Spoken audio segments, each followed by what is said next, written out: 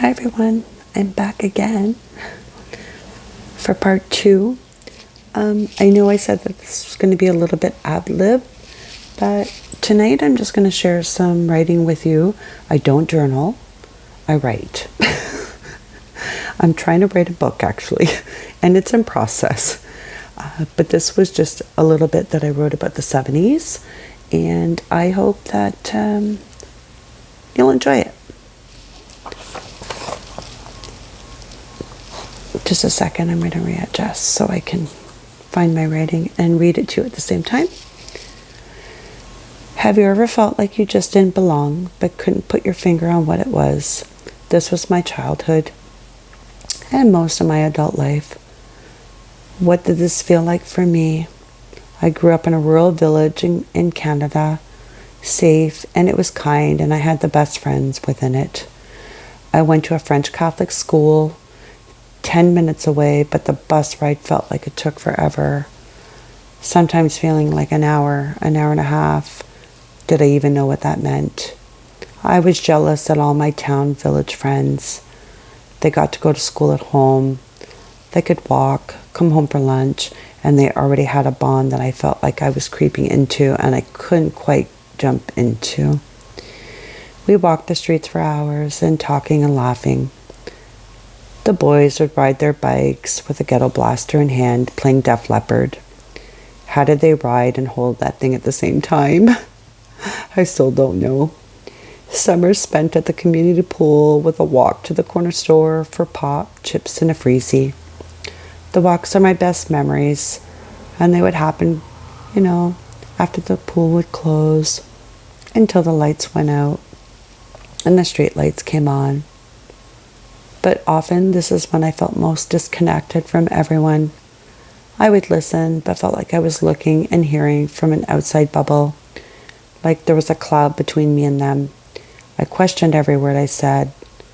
Did I laugh too hard? Did I say the wrong thing? Do they still like me?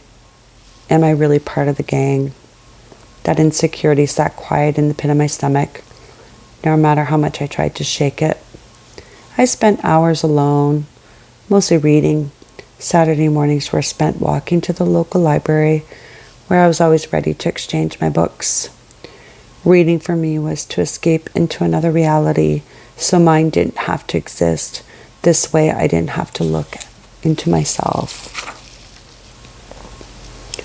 I was never the child who had to be told bedtime. I would say goodnight around 7:30 so I could crawl into my sanctuary to say prayers and then read. And these days I started waking up between 8:30 and 9 p.m. with terrible dreams. The feeling that something terrible was happening to someone I knew. I would go to my mom, sat in her armchair, watching a movie, glass of wine on the side table, cigarette in hand. I'd say, Mom, something bad's happening, like, I don't know. It's not like I just saw it in my sight. I would feel it through my body. I'd have goosebumps on my body, that knowing in the pit of my stomach something bad was happening to somebody somewhere. She'd say, no, everyone's home and is okay. You're just having a bad dream. Go back to sleep. And I'd walk back to my room worried, scared, and sad, and I'd just crawl back into my bed. I always piled stuffed animals around my entire body, and I'd doze back to sleep. This would start over, all over, the next night, and again, and it did it for a really long time. I pretty much rinsed and repeated it.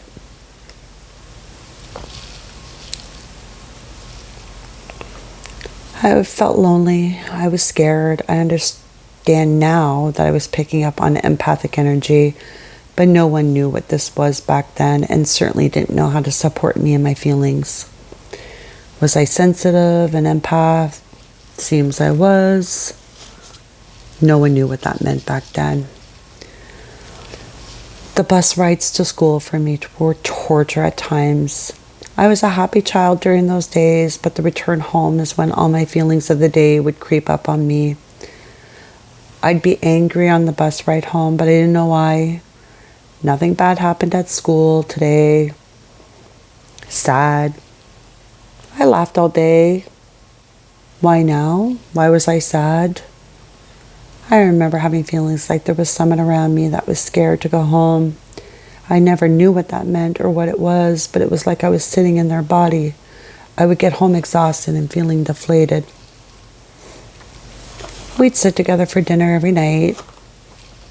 I was always a very slow eater, and I was usually the last at the table. So everyone would finish, get up. No one had to be excused. And I would sit alone. I would eat slowly in my thoughts, trying to process my day. Sometimes I would go get a book, read while I finished. And I always wondered, did no one in the family see me doing this? Why did no one say, "Are you okay? What are you feeling?" And instead they'd walk past me and laugh. Geez, you're slow. No wonder to this day I still say whatever when someone criticizes me. What does whatever mean? You don't get me? Do you care about me? Do you understand me really? If you did, wouldn't you sit with me and talk to me instead of leaving me alone? Dinner after dinner, night after night.